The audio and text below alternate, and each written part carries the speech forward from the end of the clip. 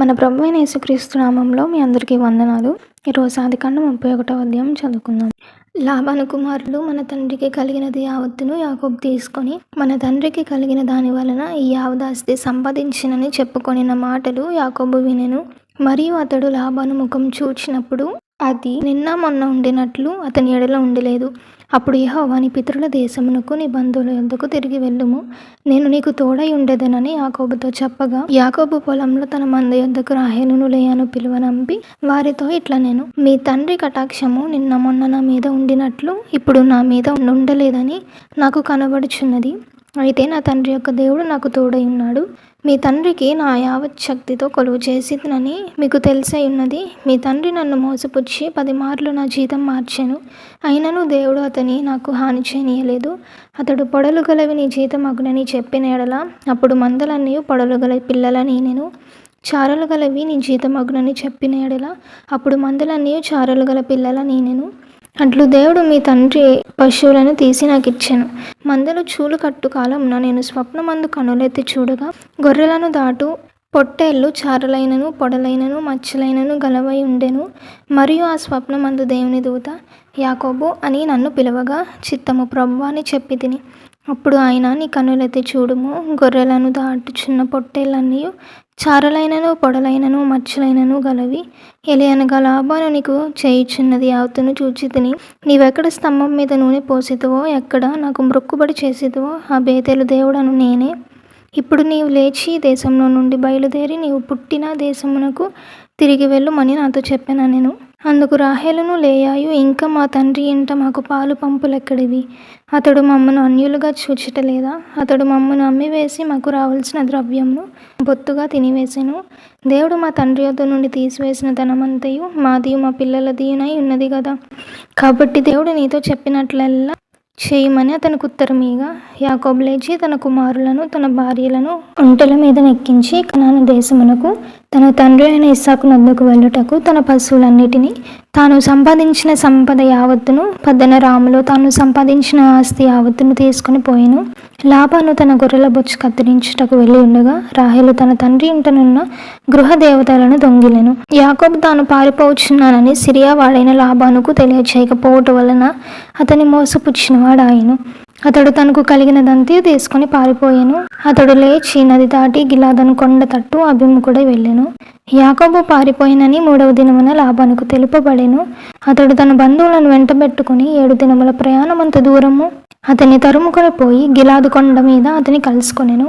ఆ రాత్రి స్వప్నమందు దేవుడు సిరియా వాడైన లాబాను నొద్దకు వచ్చి, నీవు యాకోబుతో మంచిగాని చెడ్డగాని పలుకకుము, జాగ్రత్త సుమి అని అతనితో చెప్పాను. లాబాను యాకోబును కలుసుకొనెను. యాకోబు తన గుడారము ఆ కొండ మీద వేసుకొని ఉండెను. లాబానును తన బంధువులతో గిలాదు కొండ మీద గుడారం వేసుకొనెను. అప్పుడు లాబాను యాకోబుతో, నీవేం చేసేదివి? నన్ను మోసపుచ్చి కత్తితో చెరపట్టబడిన వారిని వలె నా కుమార్తెలను కొనుపోవనేలా? నీవు నాకు చెప్పక రహస్యంగా పారిపోయి నన్ను మోసపుచ్చితివేలా? సంభ్రమంతోనూ పాటలతోనూ మద్దెలతోనూ సితారాలతోనూ నిన్ను సాగనంపుదునే. అయితే నీవు నా కుమారులను నా కుమార్తెలను నన్ను ముద్దు పెట్టుకొననీయక పిచ్చి పట్టి ఇట్లు చేసితివి. మీకు హాని చేయుటకు నా చేతనవును. అయితే పోయిన రాత్రి మీ తండ్రి యొక్క దేవుడు నీవు యాకోబుతో మంచిగాని చెడ్డగాని పలుకకుము, జాగ్రత్త సుమి అని నాతో చెప్పెను. నీ తండ్రి ఇంటి మీద బహు వాంఛ గలవాడవై వెళ్ళగోరి నీడల వెళ్ళుము. నా దేవతల నేల దొంగిలితివనగా యాకోబు నీవు బలవంతంగా నా యొద్ద నుండి నీ కుమార్తెలను తీసుకొందువేమో అనుకుని భయపడి తిని. ఎవరి యొద్ద నీ దేవతలు కనబడినో వారు బ్రతకకూడదు. నీవు నా యొద్ద ఉన్న వాటిని మన బంధువుల ఎదుట వెతికి నీ దానిని తీసుకొనమని లాబానుతో చెప్పాను.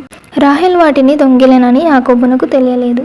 లాబాను యాకోబు గుడారంలోనికి లేయా గుడారంలోనికి 2 దాసీల గుడారంలోనికి వెళ్ళాను గాని అతనికి ఏమీ దొరకలేదు. తరువాత అతడు లేయా గుడారంలో నుండి బయలుదేరి రాహేల్ గుడారంలోనికి వెళ్ళాను. రాహేలు ఆ విగ్రహంలను తీసుకుని ఒంటె సామగ్రిలో పెట్టి వాటి మీద కూర్చుండెను. కాగా లాబాను ఆ గుడారం అంతటను తడివి చూచినప్పటికీ అవి దొరకలేదు. ఆమె తన తండ్రితో, తమ ఎదుట నేను లేవలేనందున తాము కోపపడకూడదు, నేను కడగానున్నానని చెప్పాను. అతడెంత వెతికినను ఆ విగ్రహంలో దొరకలేదు. యాకోబు కోపపడి లాబానుతో వాదించి అతనితో, నీవిట్లు మండిపడి నన్ను తరుమనేలా? నేను చేసిన ద్రోహమేమి, పాపమేమి? నీవు నా సమస్త సామగ్రి తడివి చూచిన తరువాత నీ ఇంటి వస్తువులన్నిటిలో ఏది దొరికెను? నా వారి ఎదుటను నీ వారి ఎదుటను అది ఇట్లు తెచ్చిపెట్టుము. వారు మన ఉభయుల మధ్య తీర్పు తీర్చుదురు. ఈ 20 ఏండ్లు నేను నీ వద్ద నుంటిని. నీ గొర్రెలైనను మేకలైనను ఈడ్చుకొని పోలేదు. నీ మంద పొట్టేళ్లను నేను తినలేదు. దుష్టమృగముల చేత చీల్చబడిన దానిని నీ వద్దకు తేక అనష్టం నేనే పెట్టుకొంటిని. పగటి అందు దొంగిలింపబడిన దానినేమి, రాత్రి అందు దొంగిలింపబడిన దానినేమి నా యొద్ద పుచ్చుకొంటివి. నేను ఇలాగుంటిని. పగటి ఎండకును రాత్రి మంచుకును నేను క్షీణించిపోతిని. నిద్ర నా కనులకు దూరమాయెను. ఇదివరకు నీ ఇంటిలో 20 ఏండ్లు ఉంటిని. నీ 2 కుమార్తెల నిమిత్తం 14 ఏండ్లును, నీ మంద నిమిత్తం 6 ఏండ్లును నీకు కొలువు చేసి తిని. అయినను నీవు నా జీతం 10 మార్లు మార్చితివి. నా తండ్రి దేవుడు, అబ్రహాం దేవుడు, ఇస్సాకు భయపడిన దేవుడు నాకు తోడై ఉండని ఎడల నిశ్చయంగా నీవు నన్ను వట్టి చేతులతోనే పంపివేసి ఉందువు. దేవుడు నా ప్రయాసమును నా చేతుల కష్టమును చూచి పోయిన రాత్రి నిన్ను గద్దించనని లాబానుతో చెప్పాను. అందుకు లాబాను, ఈ కుమార్తెలు నా కుమార్తెలు, ఈ కుమారులు నా కుమారులు, ఈ మంద నా మంద, నీకు కనబడుచున్నది అంతయు నాది. ఈ నా కుమార్తెలనైనను వీరు కనిన కుమారులనైనను నేడు నేనేం చేయగలను? కావున నేనును నీవును నిబంధన చేసుకుందాం రమ్ము.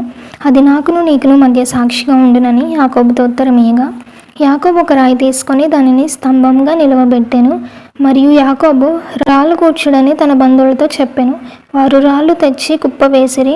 అక్కడ వారు ఆ కుప్ప యొద్ద భోజనం చేసిరి. లాబాను దానికి యగర్ సహదూత అను పేరు పెట్టెను. అయితే యాకోబు దానికి గలేదు అను పేరు పెట్టెను.